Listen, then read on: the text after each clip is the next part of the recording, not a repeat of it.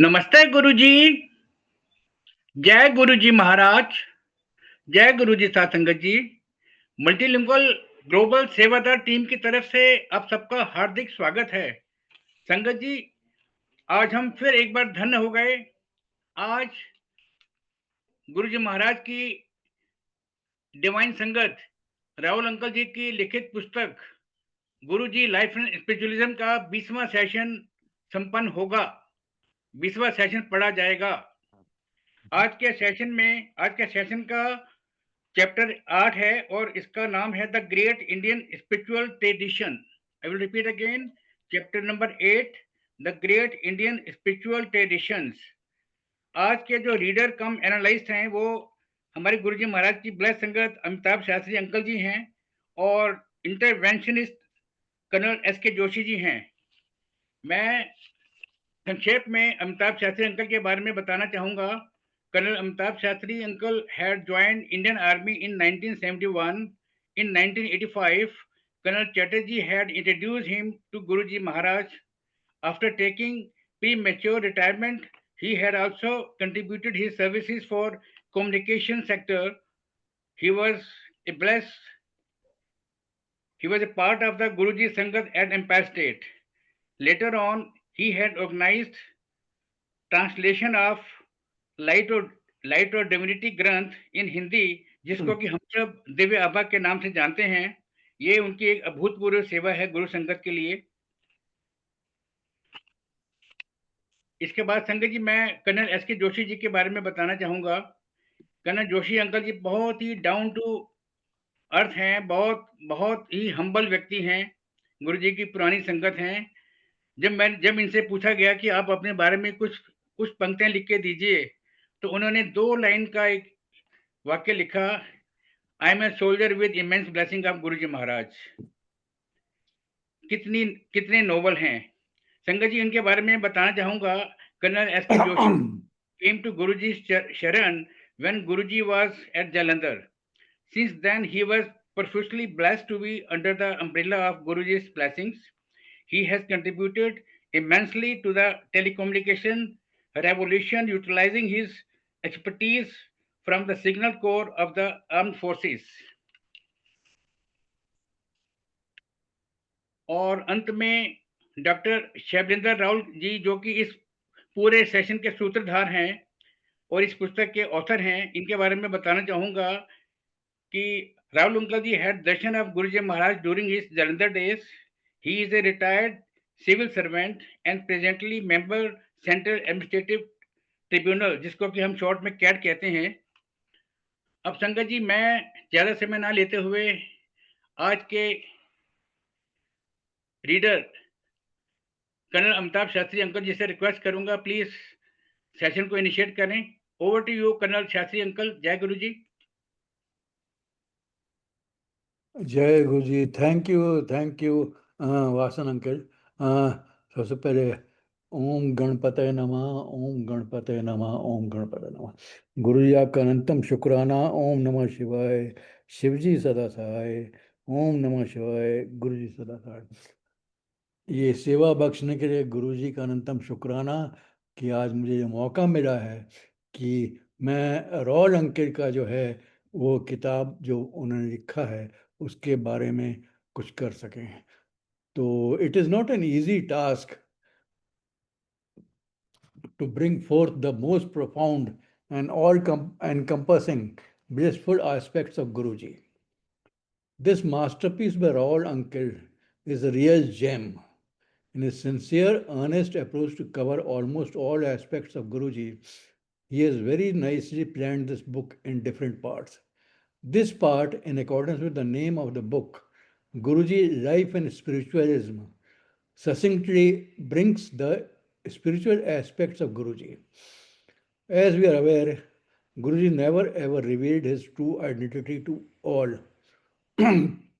We all had different opinions about him.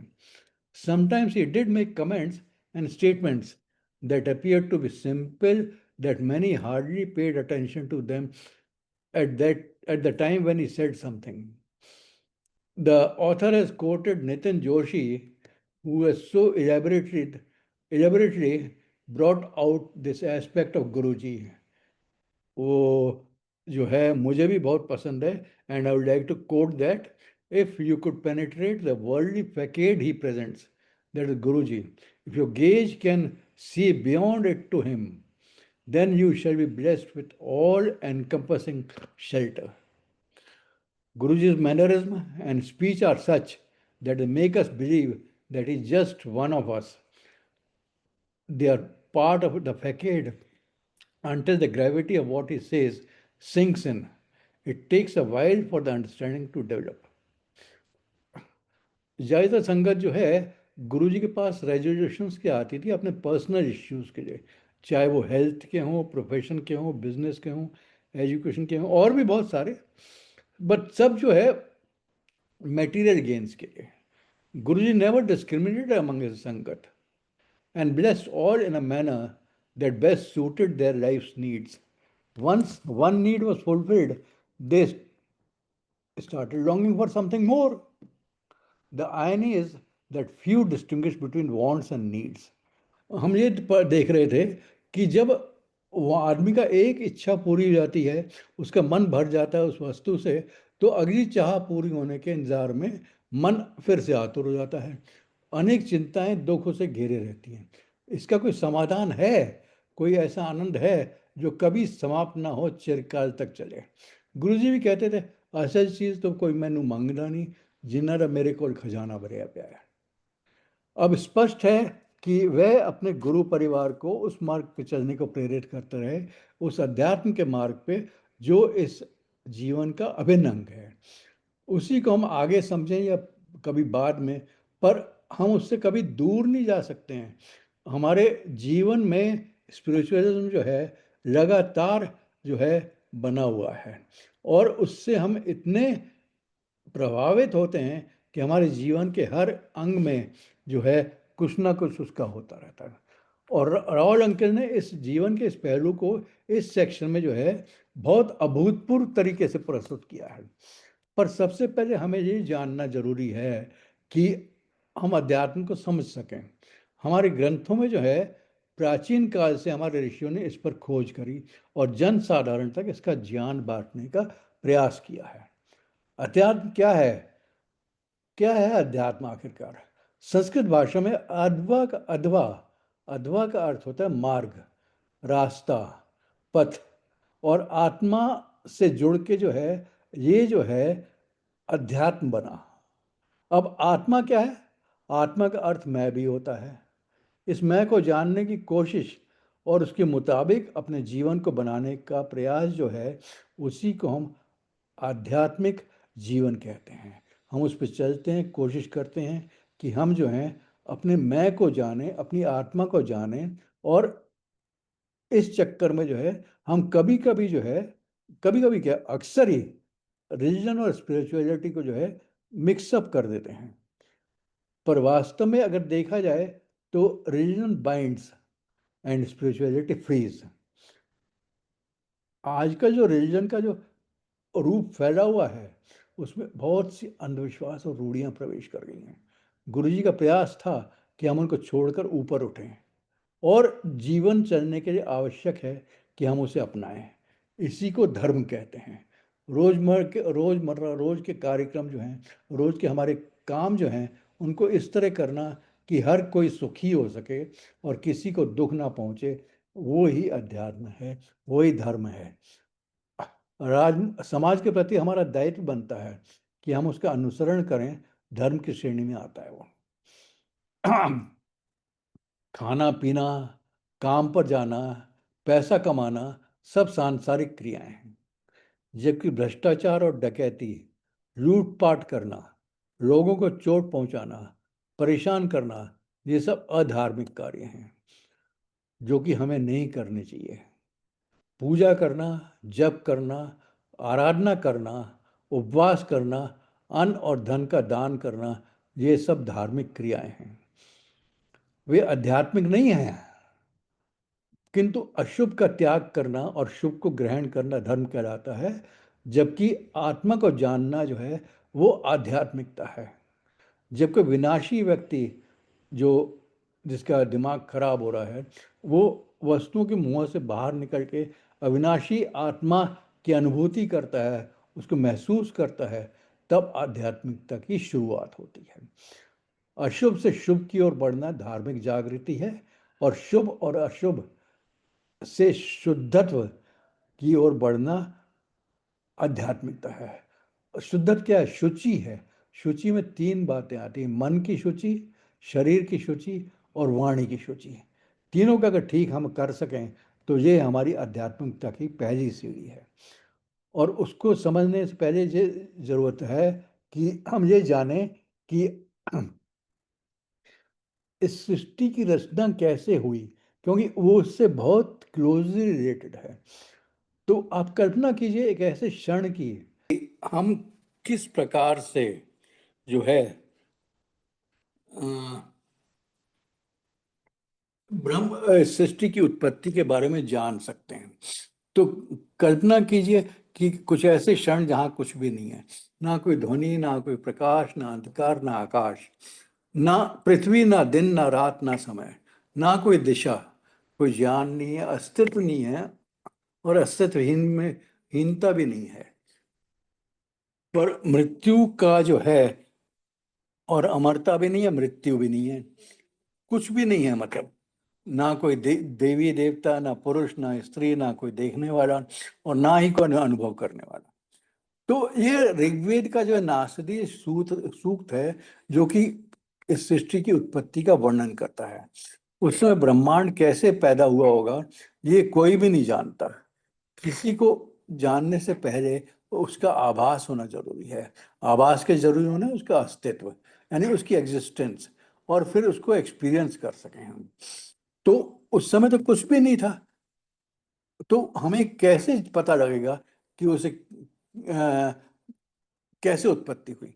पर ऋग्वेद जो है क्या कहता है, वो उस एक को जो है, वही एक था, एक की वो वर्णन करता है जो किसी नाम से नहीं जाना जाता, क्योंकि किसी ना किसी ने किया है ना।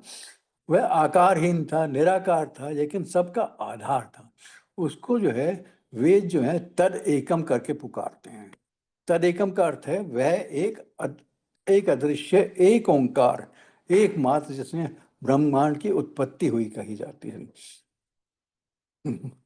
तो अब जो है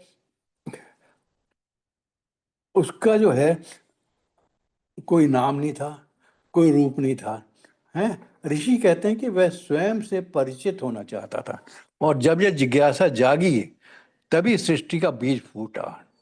और सोचिए, ब्रह्मांड का जन्म जो है किसी बिग बैंग विस्फोट से नहीं हुआ, बल्कि एक विचार से हुआ है, एक इच्छा से हुआ है, एक आत्म जागरण से हुआ है। आत्म जागरण किसका? तद एकम का, उस एक का जो कि उस समय एग्जिस्टेंस में था। उसने खुद को देखा, खुद को जाना, और उसे जानने की प्रक्रिया में कुछ ऐसा घटा, तो जैसे हम आज सृष्टि कहते हैं। ये विचार जितना रहस्यमय उतने आकर्षक भी।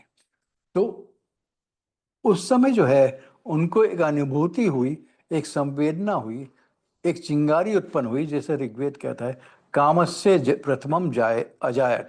सबसे पहले काम की इच्छा की जन्म हुआ, उन्हीं की इच्छा, उस तद एकम की।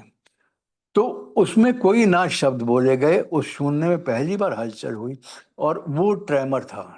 और वो ट्रेमर जो है उसका कारण जो है कुछ सांसारिक लालसा नहीं थी, वो सिर्फ उनको खुद को जानने की इच्छा थी।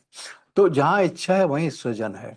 उसने चाहा, उन्होंने चाहा, उसकी कल्पना हुई, और उन्होंने फिर एग्जिस्टेंस को जन्म दिया, और नॉन एग्जिस्टेंस को पीछे छोड़ दिया।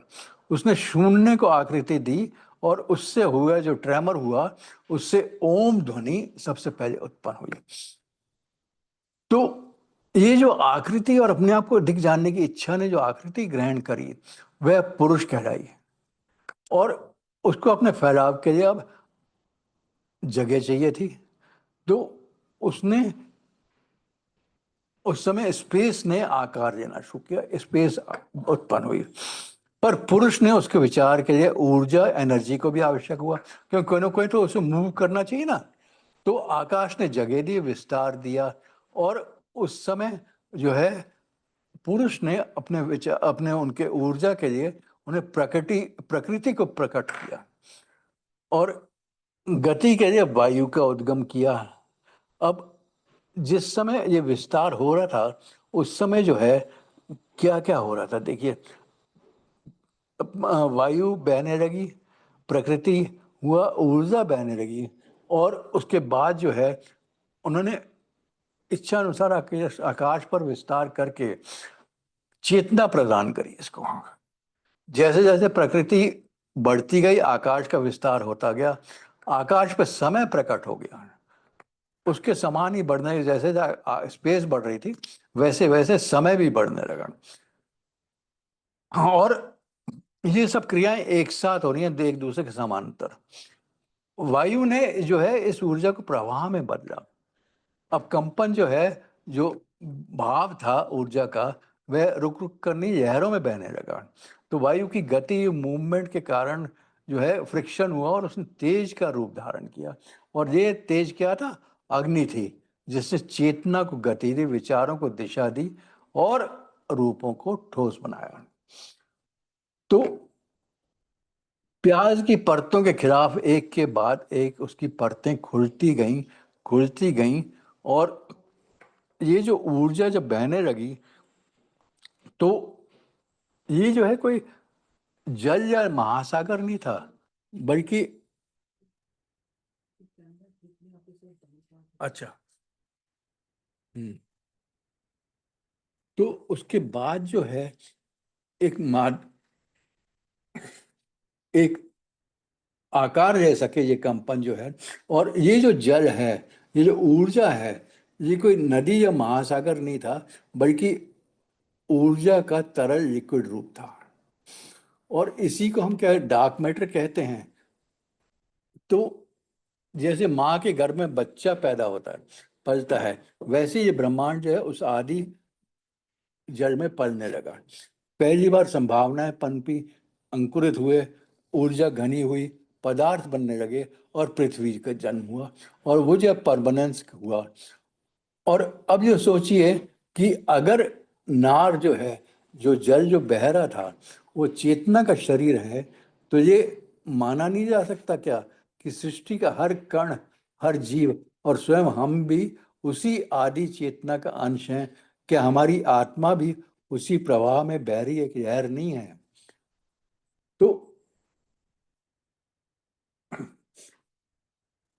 वह जल बह रहा था, उस मौन चेतना को अपने भीतर समेटे हुए, उस ट्रेमर को अपने अंदर संभाले हुए। उस सृष्टि के पास ना केवल तत्व थी, एक संरचना भी थी, पर इनको संभालने के लिए भी तो कोई चाहिए था। तो उसे जो है, यद्यपि वो पुरुष जो है, वो सब कुछ एक लय में घट रहा था, पर जो है वो जो है उसके बाद जो है शक्तियों का रूप लिया इन सब चीजों ने, और ये शक्तियां ही देवता कहलाए आगे चल के। और जो है ये आकृति मानव आकृति नहीं थे, बल्कि ब्रह्मांडीय शक्तियों का प्रतीक थे। तो सृष्टि के भीतर जो गतिविधि शुरू हुई, तो उन्हीं शक्तियों ने नियंत्रण संभाला, नियम संतुलन और सब कुछ। तो उसी से इंद्र, अग्नि, चंद्रमा, सब कुछ उसी से उत्पन्न हुए। और अंत में जो है, जब इस सूक्त के जो हम अंत में पहुंचते हैं, तो वहां पे जो है ग्रंथ खुद ब खुद रुक जाता है, ठिठक जाता है। उस मौन का जो है हमें उत्तर नहीं मिलता है कि जो इस सृष्टि का आत्म अधिपति है, जिसने सृष्टि को बनाया हुआ है, वो उस परम आकाश में स्थित है। शायद वह ही जानता होगा, या शायद वह भी नहीं जानता। मतलब देखिए कितनी बड़ी बात है कि वो जानता होगा या नहीं जानता। तो ऋग्वेद जो है इसके बारे में कुछ नहीं बोलते। तो हम उस मौन को जब अपने भीतर महसूस करते हैं, तो वही क्षण होता है जब आप सृष्टि के आरंभ में नहीं, बल्कि स्वयं को जानना शुरू करते हैं। तो हम क्या वास्तव में सृष्टि की शुरुआत जान सकते हैं? नहीं, लेकिन इस मौन का अनुभव करते हैं। और उस जो चेतना उस मौन के बाद जो फैली है हर जगह, वो जो है हर चीज को उसने व्याप्त किया हुआ है, वो व्यापक है और हर चीज को उसने व्याप्त किया हुआ है, इंक्लूडिंग जो भी एग्जिस्ट करता है इस सृष्टि में, इस क्रिएशन में, वो सब उसी चेतना का अंग है। तो ब्रह्मांड की शुरुआत जो कहीं बाहर से नहीं, हमारे भीतर होती है। हम्म। और अब ये स्पष्ट होता है कि हम जो है उसी ब्रह्म का अंश हैं। ये सब जो दिखाई देता है वह सत्य है, किंतु सिर्फ एक आभास है। अब एक अन्य दृष्टिकोण से नजर डालें तो आसानी से समझ आ जाएगा कि ये सत्य जो है, हमारा उससे हमारा संबंध जो है सनातन है, इटर्नल है। जब से ये चेतना बनकर ब्रह्मांड में फैली, और क्योंकि हम भी उसी के अंश हैं, तो हम भी उस क्रम उसका पाठ होने के साथ साथ ही हम वहां पर फैले।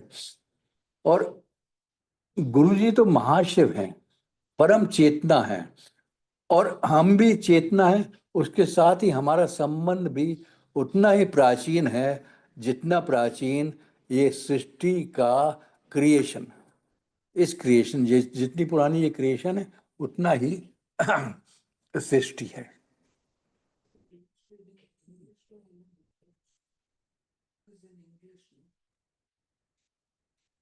तो अब जो है एक चीजें और जो है हमारे मन में आती हैं कि जो श्लोक जो है और राहुल अंकल ने दिया है कि ना दृष्टि ना वाणी ना ही मन की वहां तक पहुंच है, कोई समझ नहीं सकता, कोई जान नहीं सकता। हमें पता नहीं है कि हम उसके बारे में क्या टीचिंग कर सकते हैं। ये ज्ञान जो है शिक्षा से अलग है। और हम अपने पूर्वज गुरुजनों से सुना है कि वह अज्ञात है, अप्रकट है, उसका वर्णन संभव नहीं है। अब शंकराचार्य इसको एक चीज में और कहते हैं, बहुत ही सुंदर चीज है, ध्यान से सुनिए, कि किसी भी चर्चा को करने के लिए, किसी भी बातचीत करने के लिए, आपसी बातचीत के लिए 5 चीजों में से कम एक चीज जो है वो बहुत जरूरी है।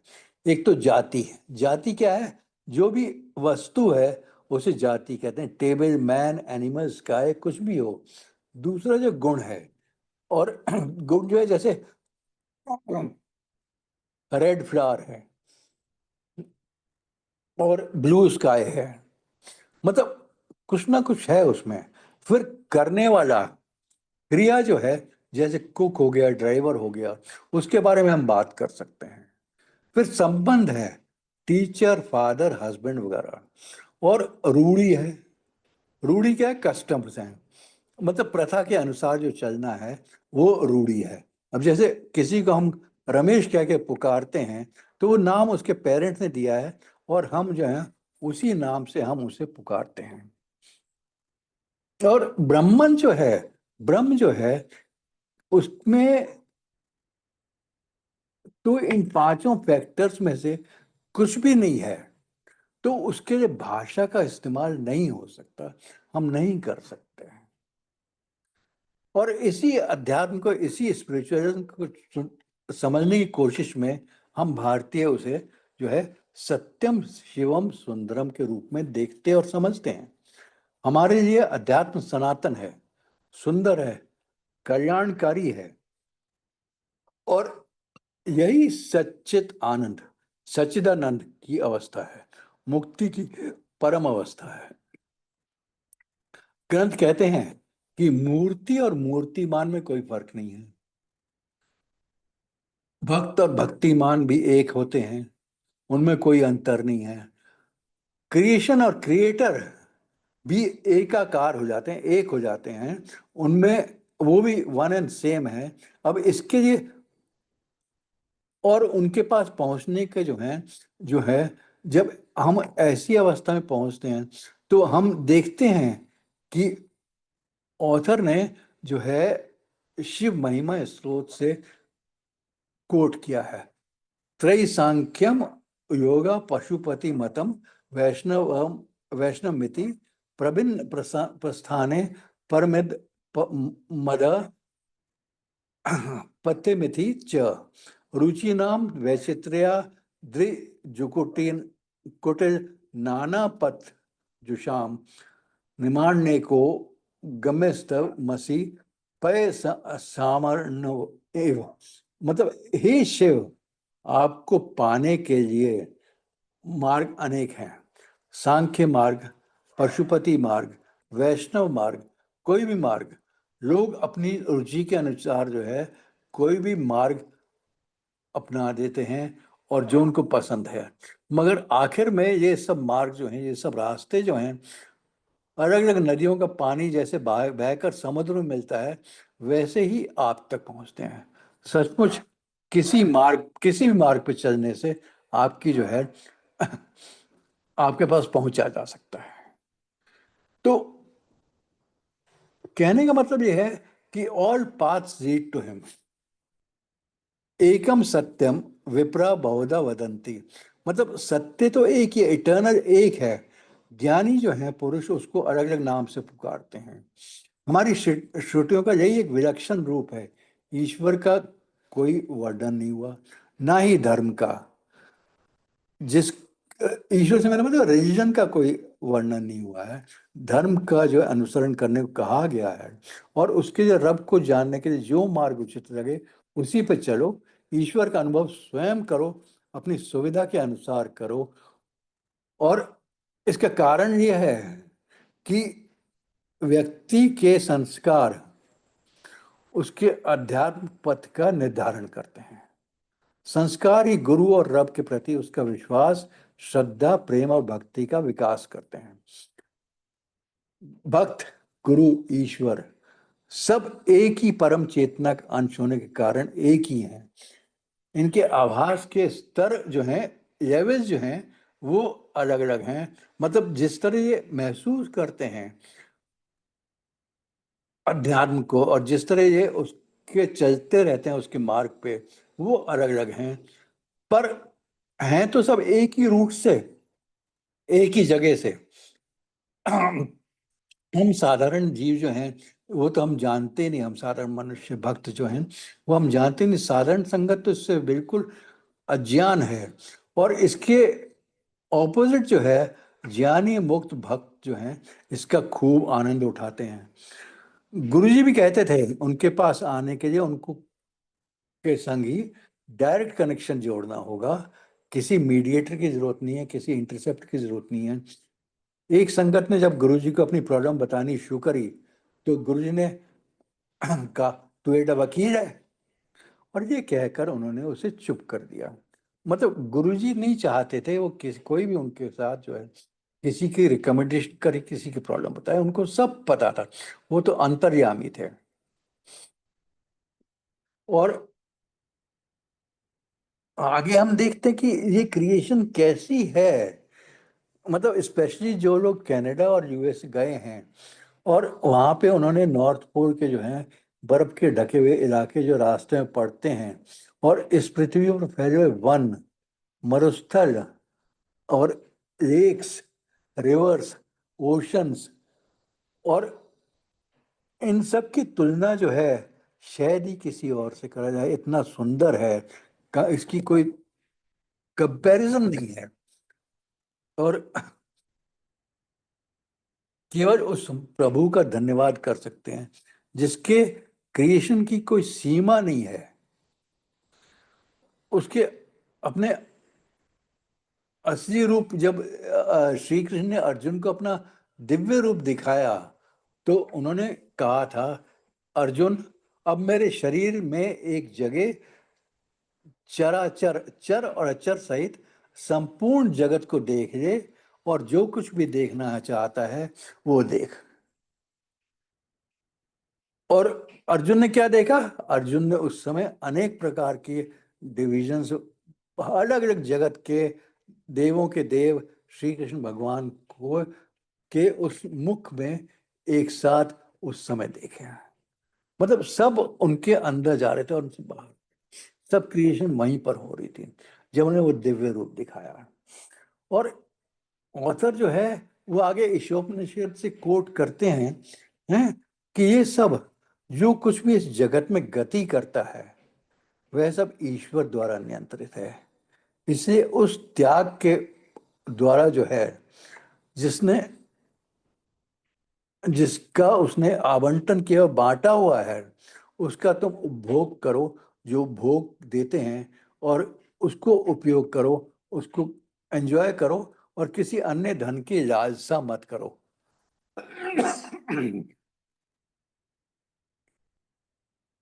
और आगे जब हम देखते हैं कि ये जो क्रिएशन है कितनी बड़ी है, मतलब इसका अनुमान इसी से लग सकता है कि हमारा विज्ञान जो है उसका उत्तर आज तक खोजे खोजे जा रहा है। साइंस को इसका आंसर नहीं मिला, पर इतना कुछ जो हमें थोड़ा बहुत पता है कि इसका 96% जो है वो डार्क एनर्जी, डार्क मैटर है, जिसके बारे में हमें कुछ भी नहीं जानते। बाकी जो 4% है वो एटम और मॉलिक्यूल से बना हुआ है, जिसको हम थोड़ा थोड़ा जानते हैं। और इस 4% में से भी 99.99% जो है ना दिखाई देने वाली इंटरस्टेलर प्लैनेट्स के बीच की जो डस्ट है वो है, उसे भी हम नहीं देख सकते। तो हमें तो सिर्फ 0.1% यूनिवर्स दिखाई देता है। अब कंप्यूटर मॉडल्स का ने जो मॉडलिंग की है उसके अनुसार जो है करीब करीब यहाँ पर इस क्रिएशन में 2 ट्रिलियन गैलेक्सीज का अनुमान लगाया गया है। 2 ट्रिलियन कितना हुआ? 20 खरब। और इस 20 खरब गैलेक्सीज में 7,600 ग्रह जो हैं वो एग्जिस्ट करते हैं। अब इस विशाल संख्या में हम जो हैं एक गैलेक्सी में रहते हैं, 20 खरब की इस विशाल संख्या में। उसका नाम मिल्की वे है, जिसमें कहते हैं कि 100 अरब 100 बिलियन तारे हैं। हमारी गैलेक्सी जो मिल्की वे है उसमें 60 बिलियन प्लैनेट्स ऐसे हैं, मतलब 60 अरब प्लैनेट्स ऐसे हैं जहाँ पर लाइफ पॉसिबल है। और ये तो हमारे ब्रह्मांड का जो है अगर कैलकुलेट किया जाए 0.01% से भी कम बनता है। तो इसमें जो है वेदों में 2 और बहुत सुंदर सूक्त आते हैं जो कि डिस्क्राइब करते हैं पुरुष को और प्रकृति को। अध्यात्म के मार्ग पे हम चल रहे हैं तो हमें थोड़ा जानना जरूरी हो जाता है। एक तो है पुरुष सूक्त और दूसरा है देवी सूक्त। पुरुष सूक्त जो है पुरुष के अस्तित्व का वर्णन करते हैं, और देवी सूक्त ने देवी ने अपने द्वारा सृष्टि की रचना का जो है बहुत सुंदर चित्रण किया है। तो पुरुष सूक्त में जो है 16 मंत्र हैं जिसमें पुरुष का वर्णन है। अब इसका पहला ही मंत्र अगर देखें तो सह शीर्षाम पुरुष सहस्राक्ष सहस्रपात सह भूमि सर्वतः स्वप्रति अथवा तिष्ठ शांगुलम। तो जो असंख्य सिर वाले, असंख्य नेत्र वाले, मतलब क्रिएटर जो है उसके इन्यूमरेबल हेड्स हैं, इन्यूमरेबल आंखें हैं, और इन्यूमरेबल जो हैं चरण हैं, हाथ हैं। और वे जो विराट पुरुष हैं वे सारे यूनिवर्स को मैनिफेस्ट करके, व्याप्त करके, आच्छादित करके भी 10 अंगुल उससे बड़े हैं पुरुष से।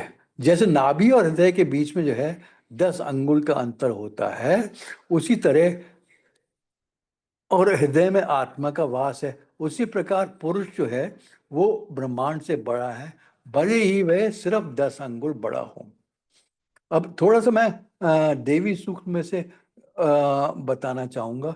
तो श्लोक तो बहुत सुंदर हैं, पर उसको जो मैं अभी नहीं करूंगा। I just tell you the उसका जो है मीनिंग जो है कि हम रुद्रे भीर वसुभिष चराम आदित्य ऋत विश्वे देव अहम मित्र वरुणोभा वीरभम्या इंद्र अग्नि अहम अश्विनो शोभा।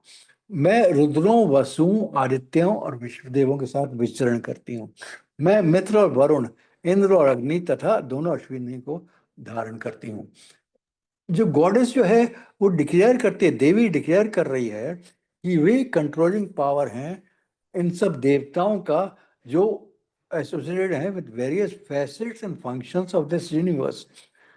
She claims to be moving as one with the mighty Devas, 11 Rudras, 8 Vasus, 12 Adityas, and Vishdevas, assuming their form. So she is the core and inner self of all the Devas. She is more than their equal, as she sustains and holds them aloft. She is thus supreme. And what a phenomena this is. The 11 Rudras are manifestations of Shiva. Adityas are sons of Aditi and sage Kashyap. The 8 Vasus are a class of wealth giving deities who represent aspects of their cosmic natural phenomena. और ये सब विश्वा के sons हैं। और अंतिम सूक्त जो है वो और भी सुंदर है। I breathe a strong breath like the wind and tempest from which commences forth all living beings and universes. I hold together the entire existence beyond the wide earth and beyond the heavens. I have become so mighty in my grandeur. तो अपनी जो है in her breath that blows forth as mighty winds. It is her breath जो बहती है और mighty wind वायु की जो गति है उसके साथ ही वो बहती है। वो भी देवी की गति है। और ये डिक्लेरेशन है उसकी वास्टनेस का, उसकी लार्जनेस का, उसके यूनिवर्स प्रेजेंस का। She is beyond what the mind can comprehend, beyond the created space and time. She very brings into existence space and time, and all the worlds issue forth through the winds, and she vehemently blows. She breathes life into the entire creation. So vast is her greatness, and glorious is her power. अब दोनों का जो है difference किसका, पुरुष का और प्रकृति का, can be easily noticed. The formless nirakar with a form of purush is the creator, palankarta, and the destroyer. Prakriti provides the reliable required energy, and as Maya maintains this entire Brahmand.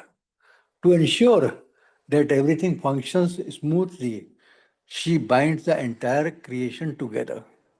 और ये जो है एक मंत्र जो है जो विशालता दर्शाता है पुरुष की, इस ब्रह्मांड की। ओम पूर्णमद पूर्णमिदम पूर्णात् पूर्ण उच्यते पूर्णस्य पूर्णमादाय पूर्णम एवावशिष्यते। ये ब्रह्म तो परिपूर्ण है, ये ब्रह्मांड भी पूर्ण है। पूर्ण से पूर्ण उत्पन्न होता है। पूर्ण से पूर्ण को लेने पर भी, घटा देने पर भी पूर्ण ही शेष रहता है, और पूर्ण में पूर्ण अगर जोड़ दो तो भी पूर्ण रहता है। तो जो हमें दिखाई देता है वे अनंत है, अदृश्य है, और उसी से इसकी उत्पत्ति हुई है। और ये जानकर कि हम चेतना हैं, उस परम चेतना का अंश मात्र हैं, इस कारण वो सृष्टि हम में भी है। और we are the extension of the supreme consciousness. हमारे स्क्रिप्चर्स क्या कहते हैं, यथा पिंडे तथा ब्रह्मांडे। जैसा पिंड शरीर में है वैसे ही ब्रह्मांड में भी है।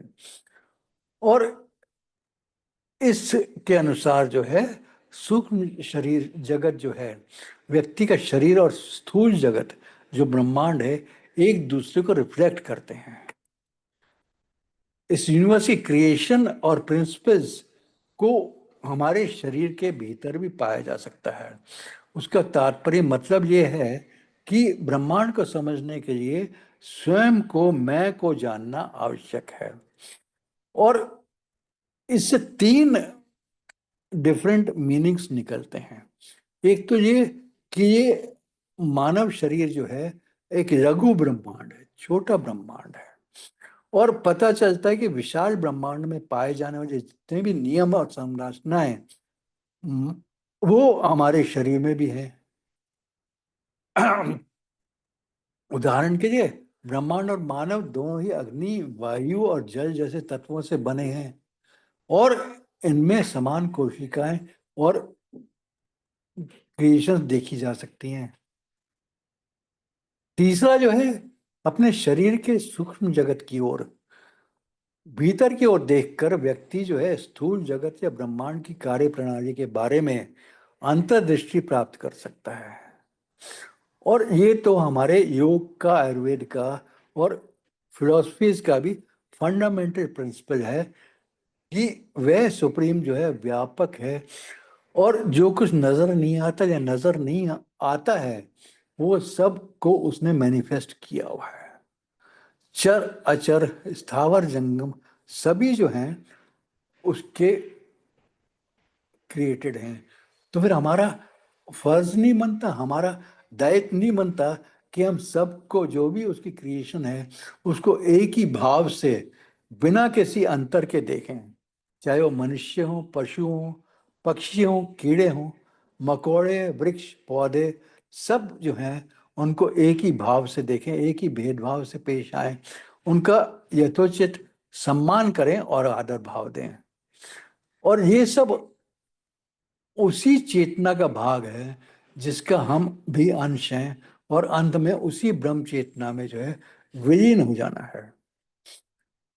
अब हम आगे जब बढ़ते हैं अध्याय में, इस चैप्टर में, तो ऑथर जो है बताते हैं, समझाते हैं कि मैं जो है आत्म कौन से अथवा कौन से मार्ग पे चले जिससे हमारी चेतना दोबारा उस परम चेतना में लीन हो सके, जहां से वह अपने कर्मों के कारण इस स्थूल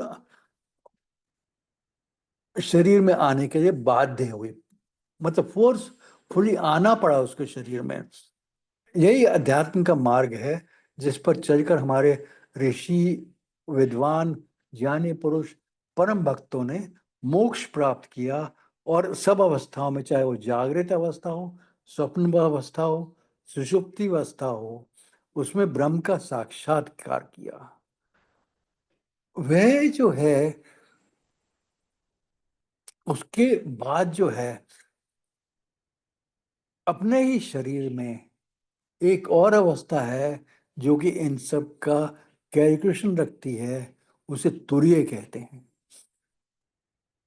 क्या हुआ था, जब मैं छोटा था तब मेरे साथ ये घटना हुई।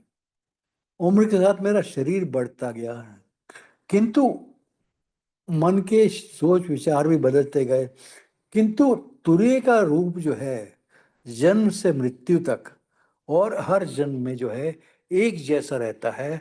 वही सब कर्मों का लेखा जोखा रखकर उनके फलों से शरीर को गुजारती है। यानी जब हम जन्म लेते हैं तो हमें उसमें से गुजरना पड़ता है, और प्रकृति जो है अपने अलग अलग रूप दिखाकर मोह में डालती है और भ्रम पैदा करती है, इसलिए उसे माया कहते हैं।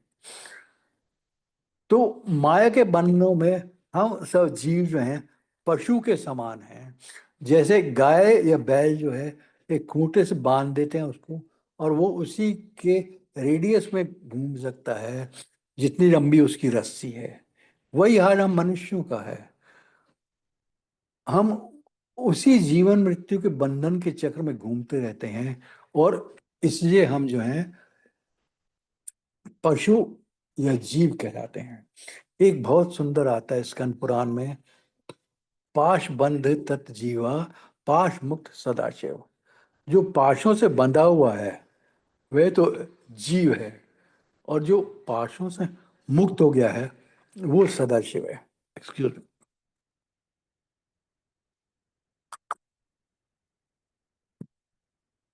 जब जीव अपने आप को जान लेता है तो उसके माया के बंधन जो है कट जाते हैं, उसमें दिव्यता की ज्योति जो है वो प्रकाशित हो जाती है, लाइट अप हो जाती है, और वो परोक्ष ज्ञान, जो छिपा हुआ ज्ञान है, उसको पाकर जो है अपने जितने भी बंधन हैं, जितने भी बॉन्डेजेस हैं, उनसे वो मुक्त हो जाता है, और इसी को मोक्ष प्राप्ति कहते हैं।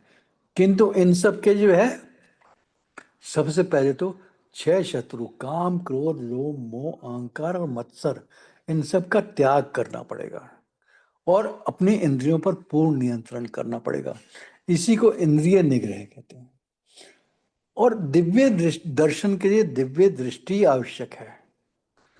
हम जो है इस जगत में सबको अपने मेजरमेंट से, अपनी सोच के अनुसार, जो हमें बचपन से सिखाया गया है स्कूल में कॉलेज में, उसी नज़र से देखते हैं कि हर एक आइटम जो है, जो भी एग्जिस्ट करता है, उसका साइज कितना है, उसका टाइम कितना है, उसकी लेंथ ब्रेथ हाइट कितनी है। पर अगर हम इससे बाहर निकल जाएं, इस स्पेस टाइम पैराडॉक्स से, तो हम, और ये जो है मटेरियल डायमेंशन को पीछे छोड़ दें, तो हमें divine understanding, divine site, divine wisdom जो है, ये सब मिलने की संभावना बढ़ जाती है। तो इसीलिए शिव पुराण में भी भौतिक जगत के ज्ञान को जो है परोक्ष कहा गया है, और दिव्य लोक के ज्ञान को जो है अपरोक्ष कहा है। और राहुल अंकल ने जो है बहुत अच्छी तरह, बहुत सुंदर तरीके से उत्तम निष्कर्ष पहुंचाए हैं, बहुत ही सुंदर निष्कर्षों पर पहुंचे हैं। और हमारे ग्रंथों ने इसका अलग अलग तरीके से जो है उसका वर्णन किया है। और मोह का जो क्षय है, मोह जब समाप्त हो जाता है, तो उसे जो है मोक्ष कहते हैं। अब ये प्रश्न उठता है कि जीवन के सब भोगों को छोड़कर क्या वन में जाकर साधना करने की आवश्यकता थी? तो गुरुजी ने भी कहा कि परिवार में रहो, घुल मिलकर रहो, पति पत्नी का आपसी प्रेम हो, सौहार्द हो, बच्चों को सुंदर भविष्य के लिए तैयार करो। जीवन के जो है 4 स्तंभ हैं कहे गए हैं: धर्म, अर्थ, काम और मोक्ष। धर्म का अर्थ है सभी कार्य जो आत्मा और समाज की उन्नति के लिए करे जाएं। अर्थ का मतलब होता है किसी अच्छे तरीके से, बुरे तरीके से नहीं, सुंदर तरीके से, जो परमिसिबल है, जिसमें किसी को नुकसान ना पहुंचे, उससे धन का अर्जन किया जाए, धन कमाया जाए। काम का अर्थ है जीवन को सात्विक और सुख सुविधा से संपन्न करना और अपनी इच्छाएं जो है पूर्ण करना। और काम की जो अंतिम स्टेज होती है, वो मोक्ष की ओर जाती है। मोक्ष का अर्थ है आत्मा द्वारा अपना और परमात्मा का दर्शन करना। मोक्ष के जो है 4 रूप बताए गए हैं: सालोक्य, सामीप्य, सारूप्य और सायुज्य। और इसके अलावा एक और मोक्ष है, कैवल्य मोक्ष, जहां पे जो है हम ब्रह्म के साथ, एकम के साथ जो है हम मिल जाते हैं, और वो सबसे उच्च श्रेणी में है। उसके बाद जो है किसी को जीवन मृत्यु के चक्र में आना नहीं पड़ता, और वो उसी में मर्ज कर जाता है। मोक्ष को जो परम अभिष्ट या परम पुरुषार्थ भी कहा गया है।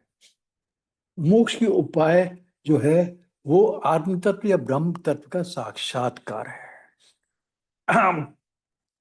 तो हमारे दर्शन में इसकी अलग अलग शाखाएं हैं, अलग अलग तरीकों से इसको, इसकी कल्पना हुई है। तो मोक्ष बेसिकली जो है परम मुक्ति के लिए इच्छाओं का त्याग है, परमात्मा से मिलन है, ज्ञान और कर्म जो है इन दोनों की आवश्यकता है, जिससे हम अपने कर्म ठीक रखें, हम भक्ति में लगे उसके बाद, और ज्ञान के साथ ही, क्यों ज्ञान और भक्ति जो है साइड बाय साइड जाते हैं, उनको आप अलग नहीं कर सकते। और इसी को अगर आप एक और व्यू पॉइंट से देखें, तो हमारी फिलॉसफी में जो है नश्वरता को दुख का कारण, यानी डेथ और बर्थ को जो है दुख का कारण माना गया है।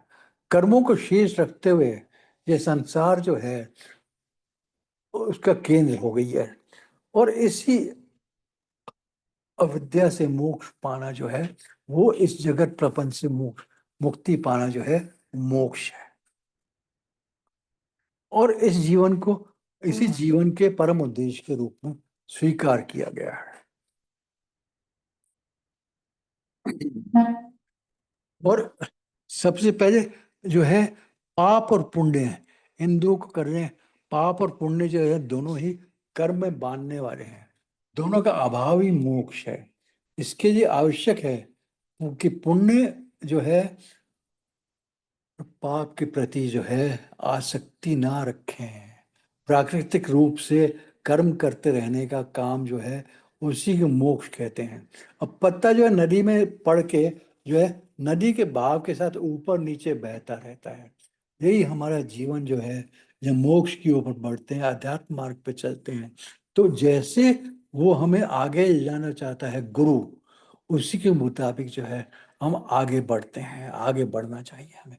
तभी हम जो है अपने कर्मों का त्याग कर सकेंगे और अपने शरीर से जो है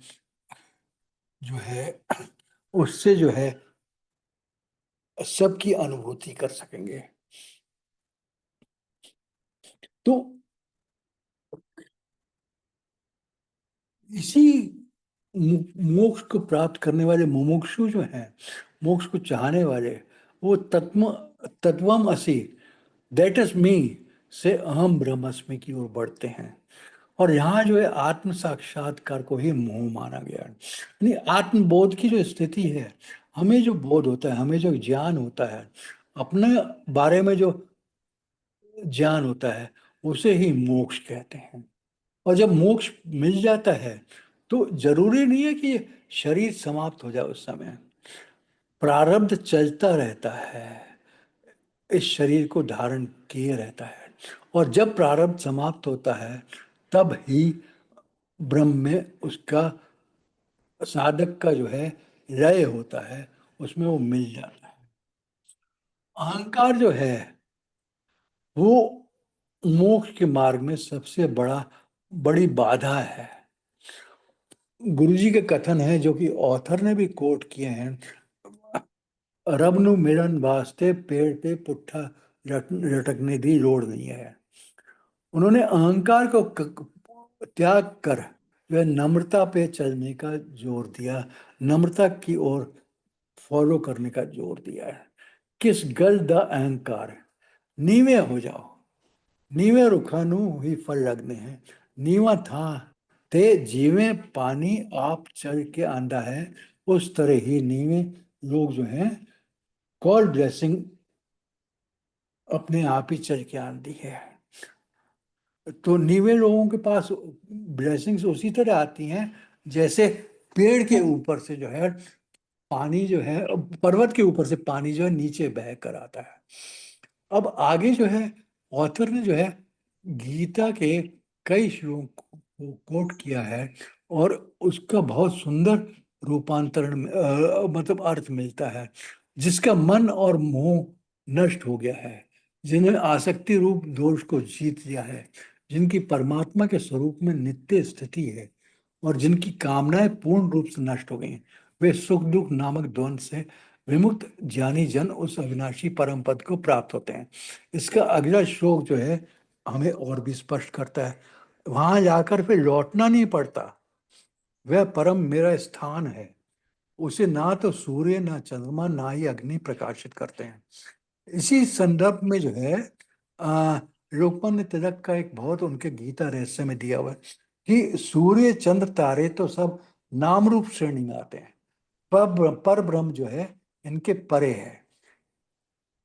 इस कारण सूर्य चंद्र आदि को पर ब्रह्म के तेज से प्रकाश मिलता है, उल्टा नहीं है। उन्हें पर ब्रह्म को प्रकाशित करने के लिए किसी की आवश्यकता नहीं है, वो तो सबको प्रकाशित करते हैं, सबको लाइट देते हैं, सबको सबके दर्शन कराते हैं।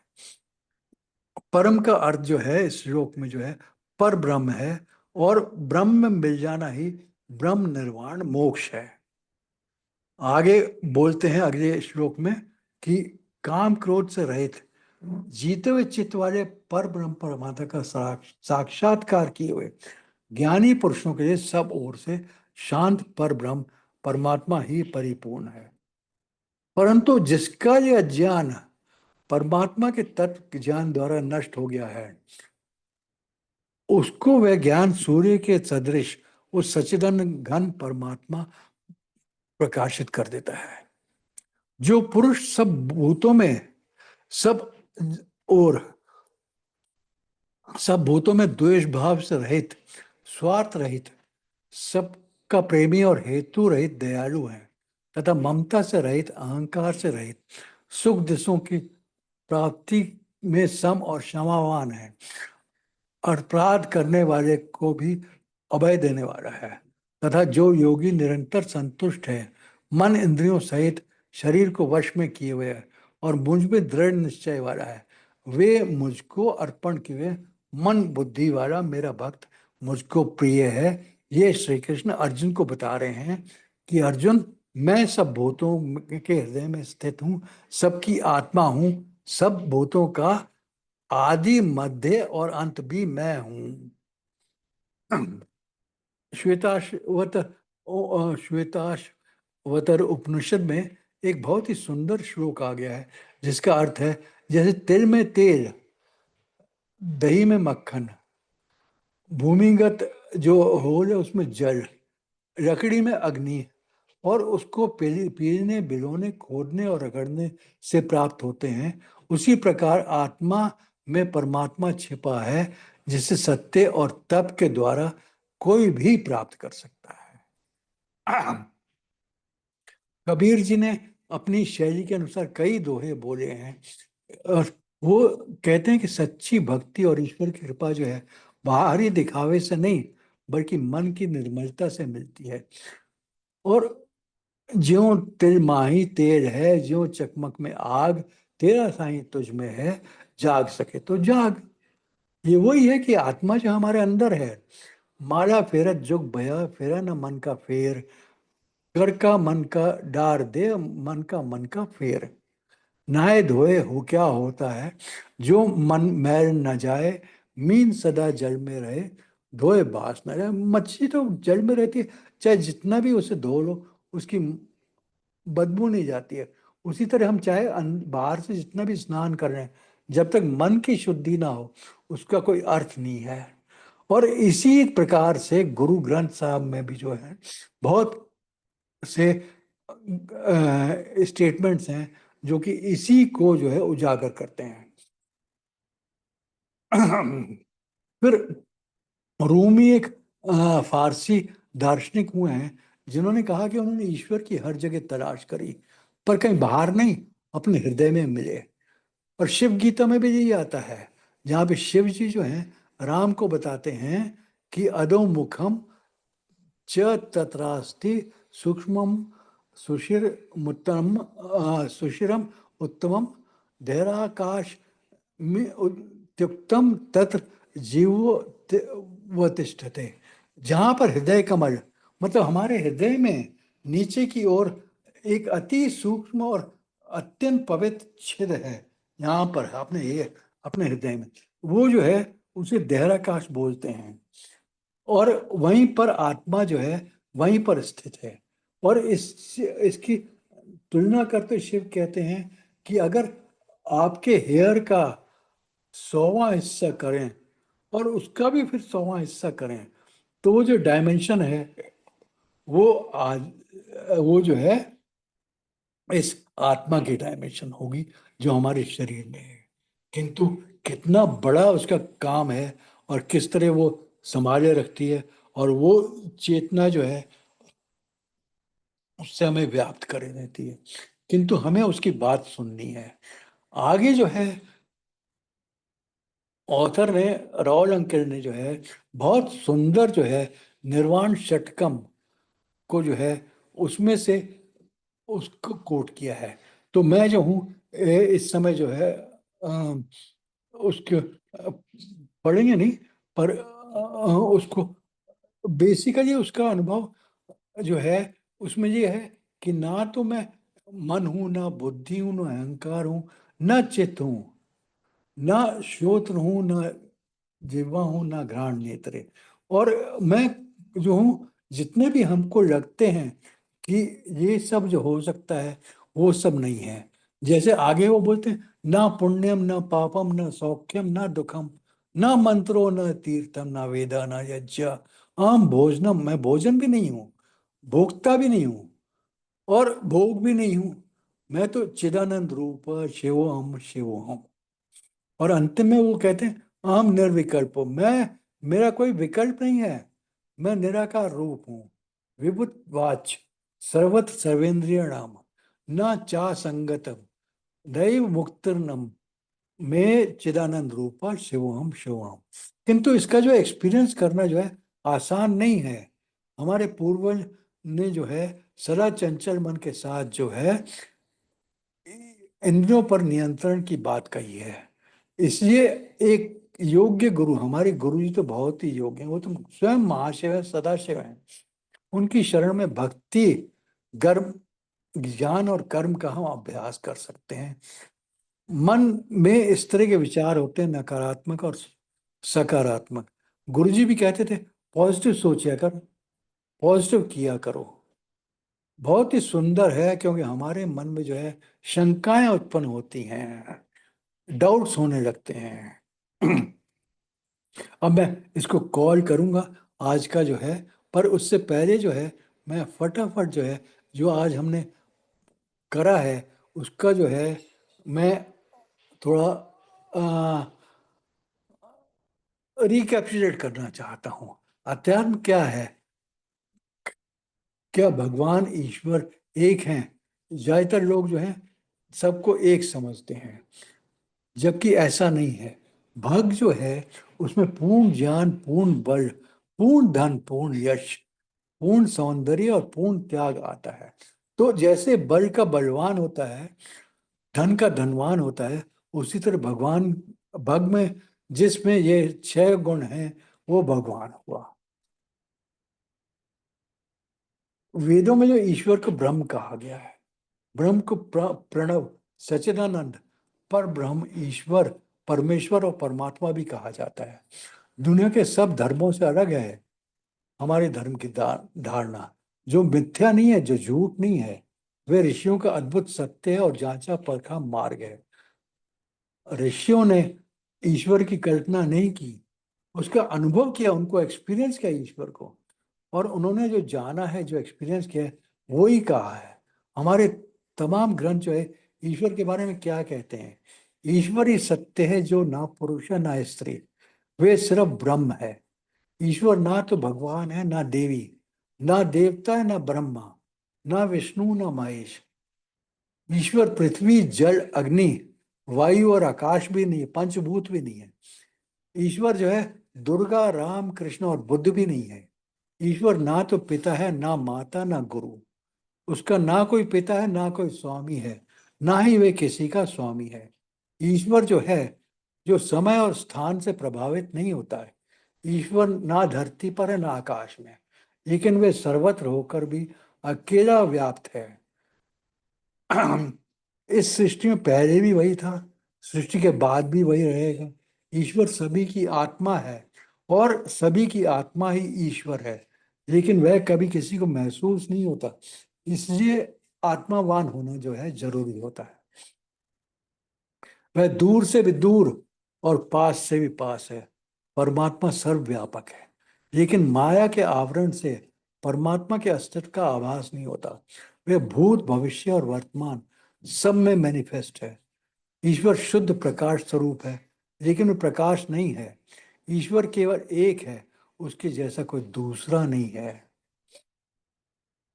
जो बंधन में है और जो मुक्त हो गया है, वह ईश्वर नहीं है।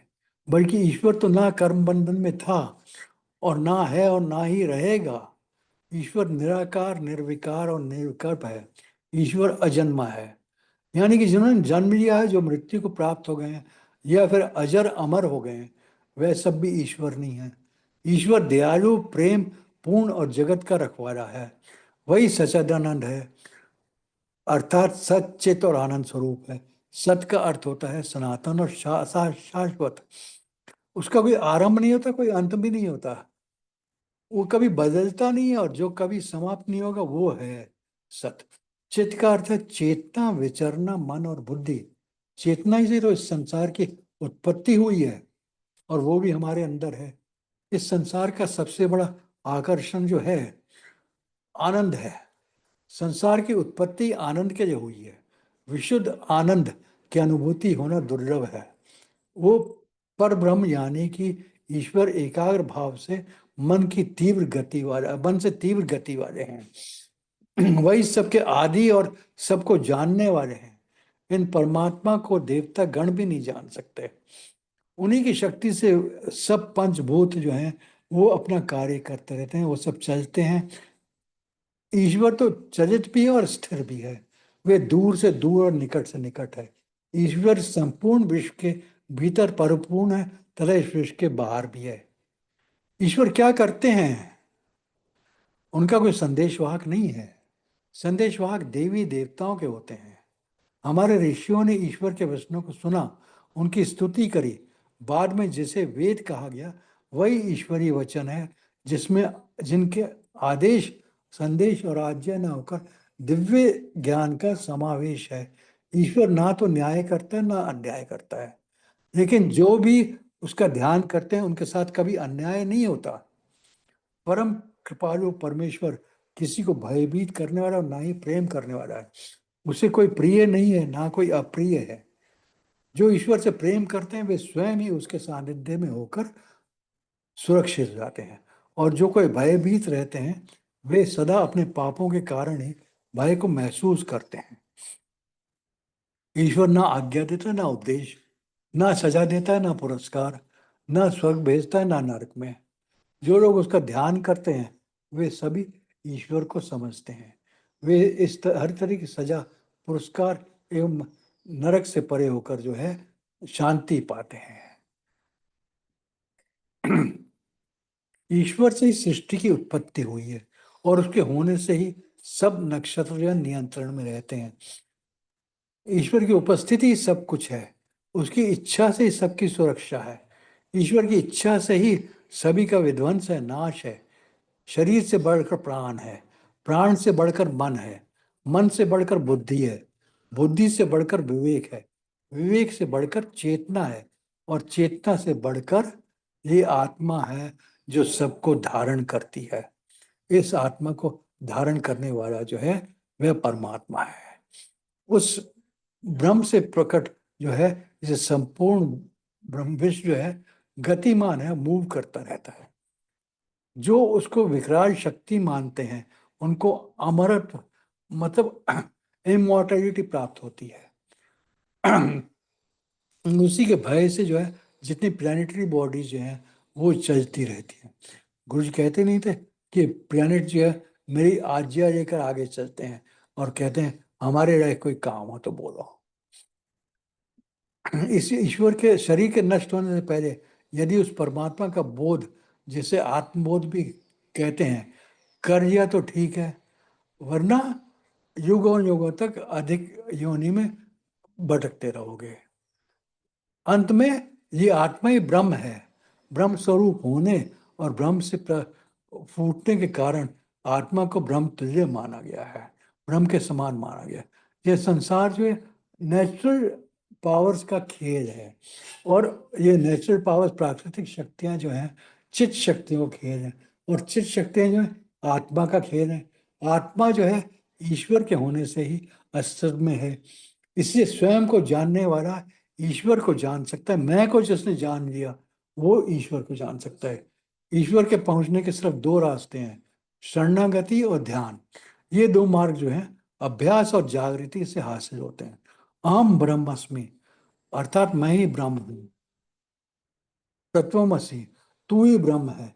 एकमेव ब्रह्म सत्य, अर्थात इस तरह के बहुत से महावाक्य हैं जो कि हमें ग्रंथों में मिलते हैं, पर सबका अर्थ एक है कि ब्रह्मा मुझ में, तुझ में और सर्वत्र होकर भी अकेला है, व्यापक है, उसने सबको व्याप्त किया हुआ है। यहाँ तक कि आत्मा भी उसी का अंश है। इस ज्ञान को ही अध्यात्म कहते हैं, और ये हमें शाश्वत सुख देती है। ये शुद्ध अपने आत्मा का ज्ञान देती है। ये हमें शुभ कर्म और अशुभ कर्म से परे होने का ज्ञान देता है। और इसी जन्म में हमें जो है मृत्यु के चक्र से, जन्म और मृत्यु के चक्र से मुक्ति मिलती है, नहीं तो आगे उसके चक्र में हमेशा फंसे रहेंगे। और यही धर्म, सनातन धर्म का सत्य है। तो बहुत लंबा हो गया संगत जी, मैं माफी चाहूंगा, और I hand over to the mediator. ओम नमः शिवाय, शिवजी सदा सहाय। ओम नमः शिवाय, गुरु जी सदा सहाय। ओवर टू यू आसन अंकल। जय गुरु जी महाराज, धन धन गुरु जी महाराज। बहुत ही अच्छे शब्दों में सुंदर तरीके से आपने नरेट किया।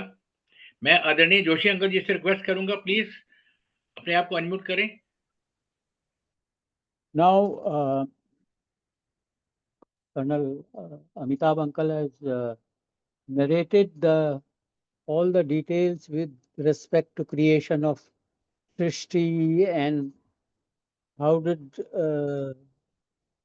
Arjun see the vision, divine vision, what was the divine vision, and he has beautifully described it and quite in detail.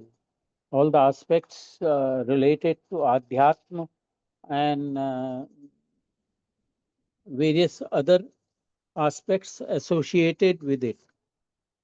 What I wanted to emphasize on certain points, one of which I have mentioned earlier was that the author has written very clearly made it, he had made it very clear that the Supreme Soul cannot be objectified.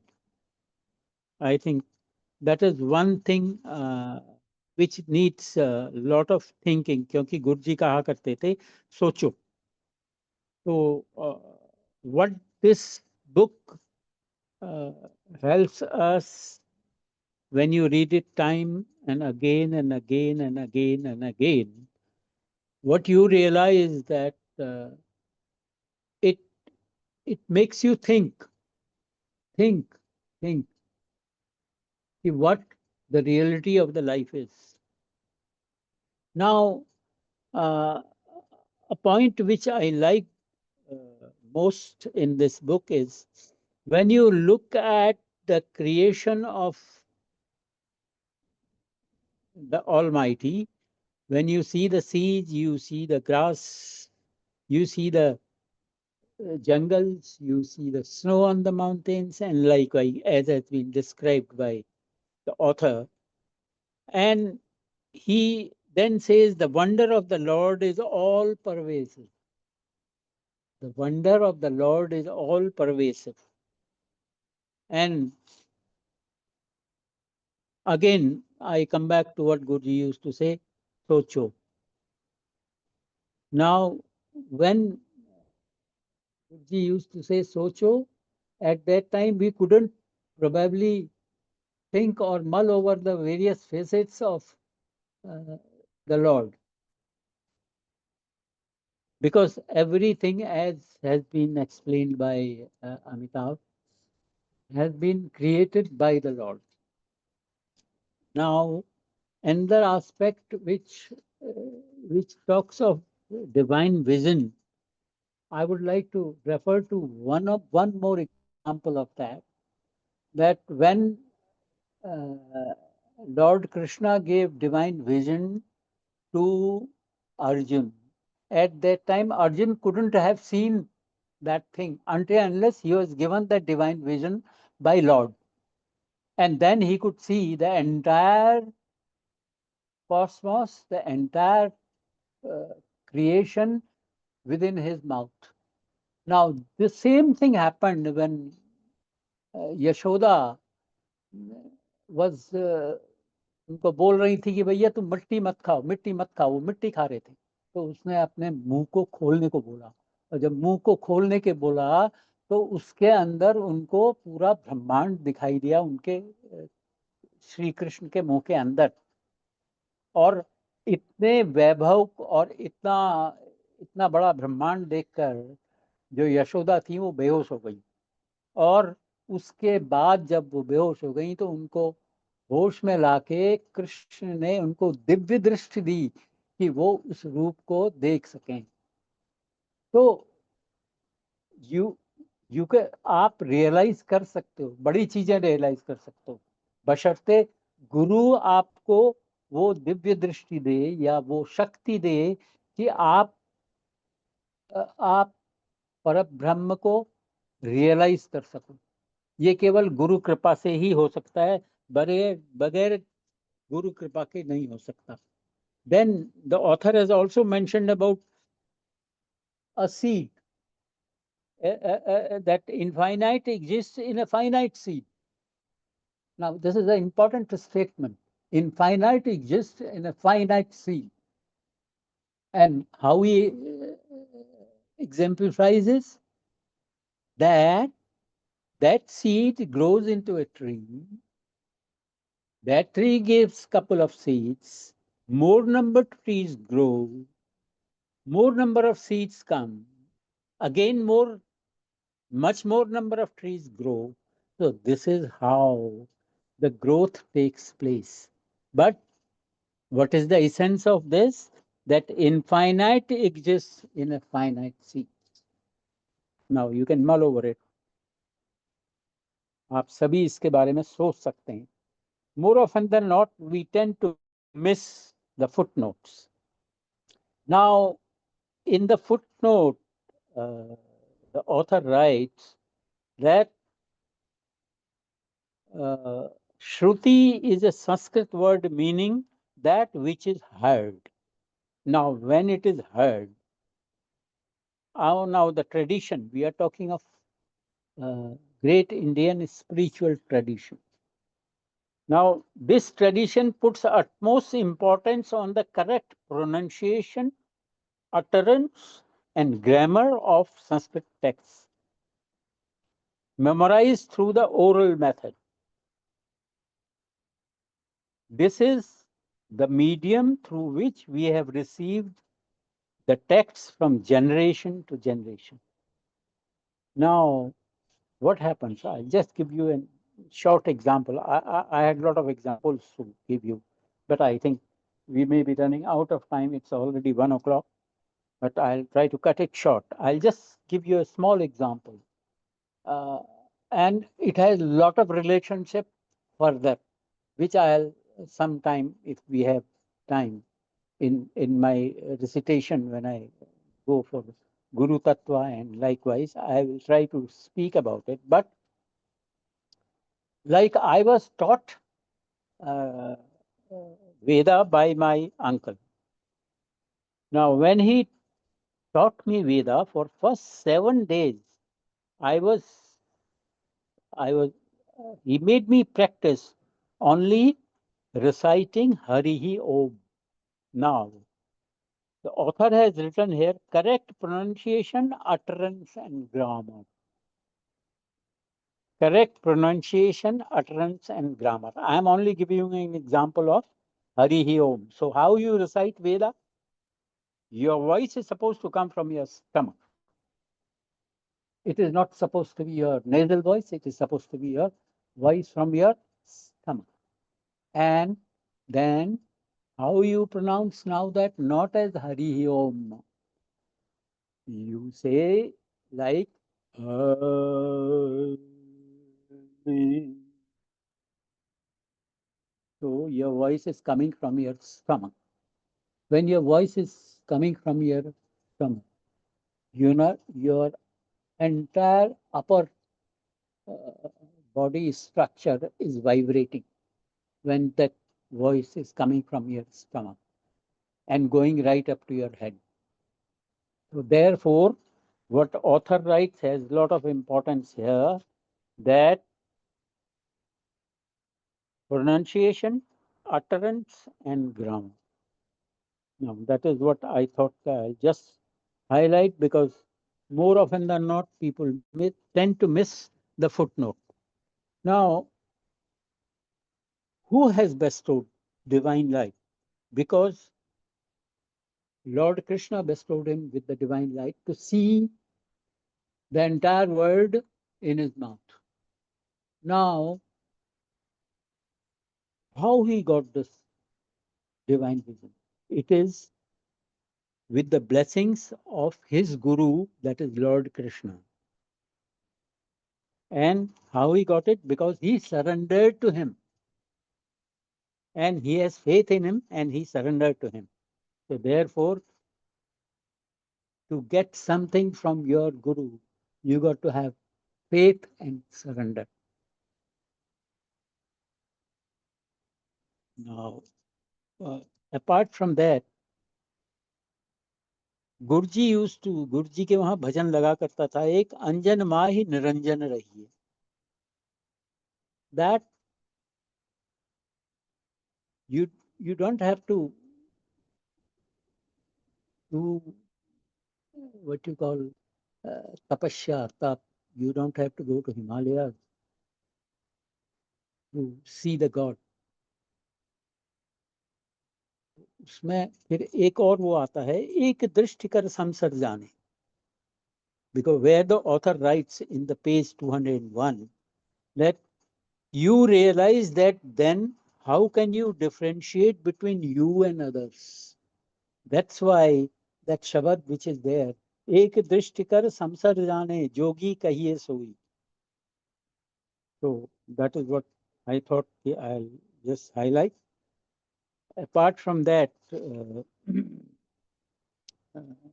are, because of time, because in 207, there is a lot written about realization, that is Divya Anubhuti, training of body and mind by yoga, pranayam and meditation to attain significant control over your sense organs, and the ever disruptive mind under a realized guru. And then he has spoken about Bhakti Yoga and Kriya Yoga and Jnana Yoga. And then what is the state of our mind? How many thoughts trickle through our mind in a day? And it talks about 50,000 to 70,000 thoughts per day, which is a big volume. Therefore, our mind is always in a state of, can I say, in a state of, should I say confusion? I think that should be the right word for it. Now, then author talks of, once a person understands the poison within oneself and trains the mind and associated activities towards positivism. So why this is required? For calmness and stilling of the mind. The disruptive thoughts will always be there. Because ultimately what is happening that until unless your mind is still, I wish I could cite an example from Light of Divinity, where a cub staying with jackals has started behaving like a jackal. But when his mother saw him and saw the behavior of the cub, he said, he tried to tell him, but you are not a jackal, you are a lion. So, but he would not behave in that manner. So what has happened? The lion brought him near a lake, which was very still and calm. When it was still and calm, the cub saw its face on the water because it was still and calm. When that cub saw the face in the water, it realized that it's a lion, not a jackal. Now, so here the author is trying to communicate every now and then that you have to have calmness of the mind. You have to have the purity of the mind. And then it talks of that we got to discern between righteousness and unrighteousness.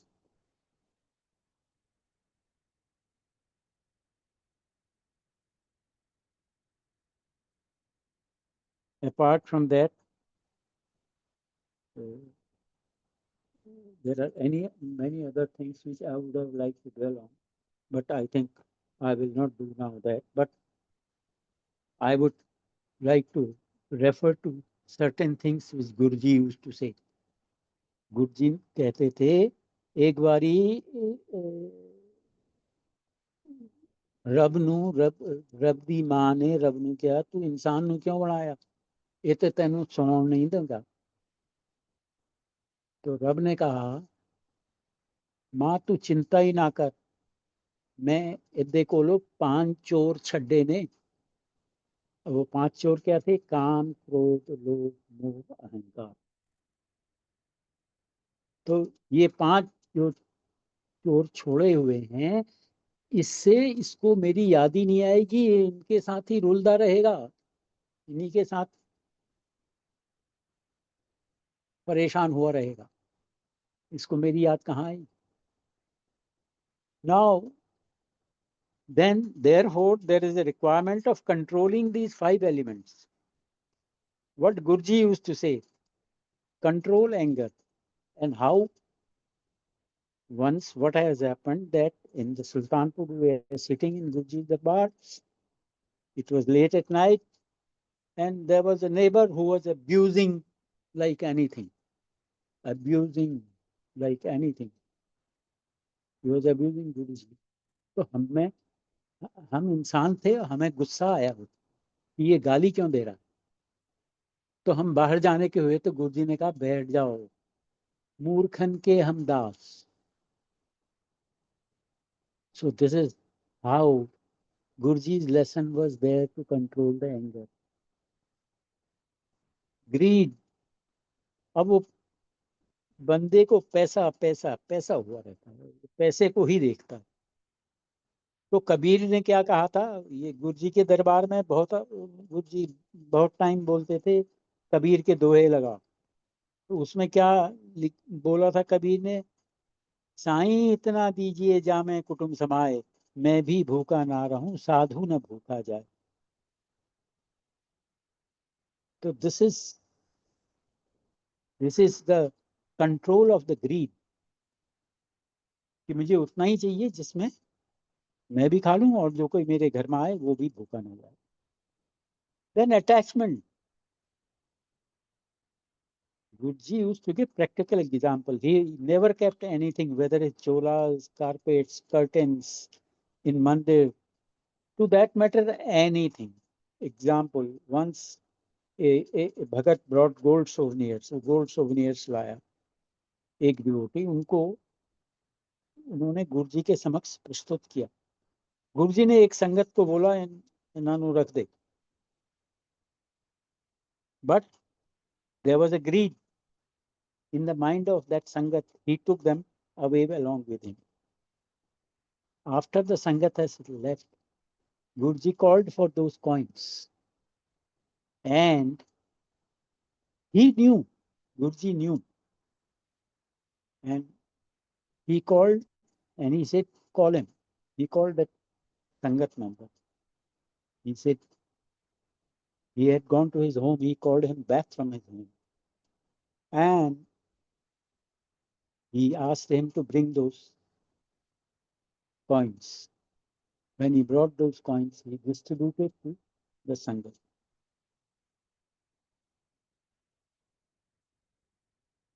now ਅਹੰਕਾਰ ਗੁਰੂ ਜੀ ਕਹਿੰਦੇ ਸੀ ਹਉਮੈ ਨੂੰ ਜੂਤੇ ਤੇ ਛੱਡ ਕੇ ਆਓ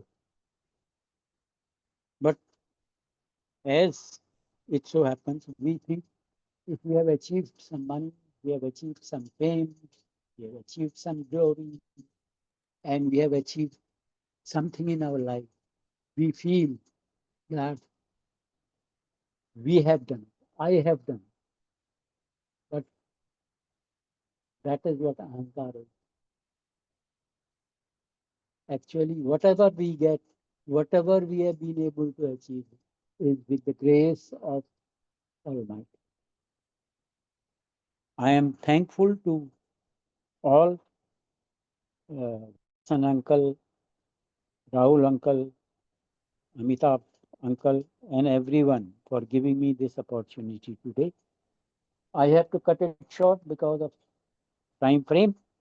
Otherwise, I would have liked to dwell a lot on this. And as far as the book is concerned, I personally feel that this book, whatever chapter you read, whichever chapter you read, that every time you read it, it evokes your thought process in you. Now, that is where the beauty of this book is, that it takes you from uh, ground level to a higher thinking level, towards spirituality. Only thing, you have to think and you have to read it deliberately, and you have to read between the lines. You cannot do cursory or I skip a particular portion. No, that will not give you insight into this book. It's a beautifully written book which has got so much to learn, and he has given such a beautiful exposure to us about Guruji, his spiritualism. I am really grateful to you, Rahul uncle. That's I must have read this chapter, or rather, every time that chapter comes in the book reading, I read that chapter number of times, and more the number of times I read, more the thoughts I get. For that, thank you very much. So kind of you. Jai Guru. Thank you Joshi uncle. मैं Rahul uncle ji से request करूंगा, please अपने आप को unmute करें। जय गुरु जी uncle, आज बड़े अच्छे तरीके से शास्त्री अंकल और जोशी अंकल ने ये चैप्टर की एनालिसिस किए, एंड गुरु जी के जो कहावत है, उनके वाक्य है, उनके डूइंग्स है, उनके एक्टिविटीज़, उसके साथ एग्जाम्पल दे के ये चैप्टर को ठीक ढंग से बड़े अच्छे तरीके से एनालिसिस किए हैं। बिकॉज ऑफ पॉसेज ऑफ टाइम, मैं इस चैप्टर के बारे में जो बताना चाहूँगा वो नेक्स्ट सेशन के एंड पे कहूँगा, क्योंकि आज ये चैप्टर आज सच क्वाइट हेवी है, and we have already spent nearly 2 hours। So मैं आज रिस्ट्रेन करूँगा इस बारे में कोई कमेंट देने के लिए। सो माफ़ी भी चाहूँगा, क्योंकि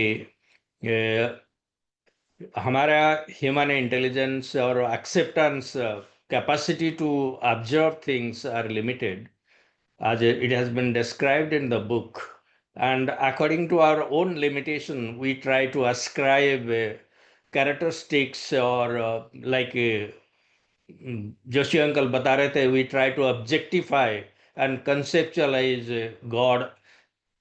We take a Guruji as the divinity incarnate. He is the representative for God. सो इस चैप्टर का मकसद था कि जो हम गुरुजी के बारे में जानना चाहते हैं, गुरुजी जो हमें बताए हैं, जो कि एक्टिविटी के थ्रू, एग्जाम्पल के थ्रू वो दुनिया को दिखाए हैं, उसको हम हमारा जो स्पिरिचुअल ट्रेडिशन के साथ किस तरीके से जोड़ेंगे।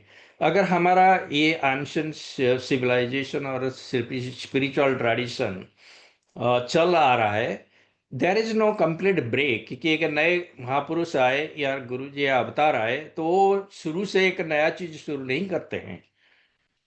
समय के मुताबिक, कंटेक्स्ट के मुताबिक, कंटेम्पररी टाइम के मुताबिक वो अपने तरीके से लोगों की समझाने के लिए, लोगों के रियलाइजेशन के लिए एग्जाम्पल्स देते हैं, कहते हैं और एक्टिविटी भी करते हैं।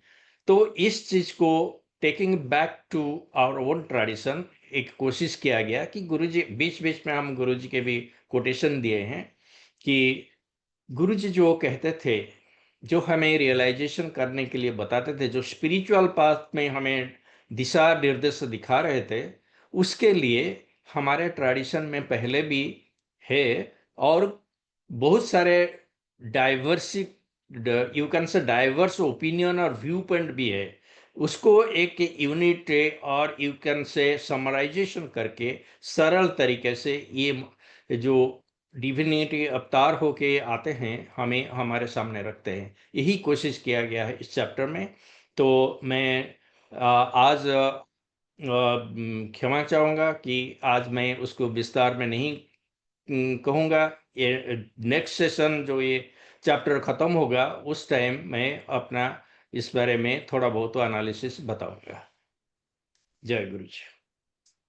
धन धन गुरु जी महाराज, जय गुरु जी महाराज। मल्टीलिंगुअल ग्लोबल सेवादार टीम की तरफ से आदरणीय अमिताभ शास्त्री अंकल जी, एसके जोशी अंकल जी, राहुल अंकल जी, आपका बहुत बहुत धन्यवाद। गुरु महाराज आप सब पर कृपा बनाए रखें, गुरु संगत पर कृपा बनाए रखें।